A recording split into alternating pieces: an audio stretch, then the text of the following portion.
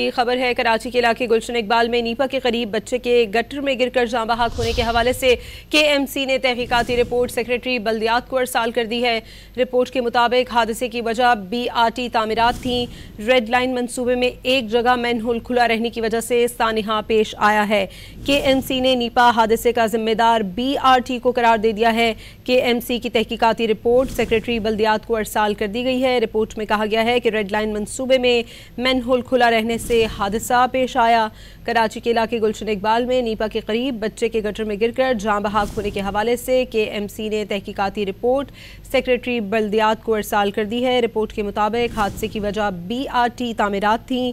Red line منصوبے میں ایک جگہ مین ہول کھلا رہنے کی وجہ سے یہ سانحہ پیش آیا۔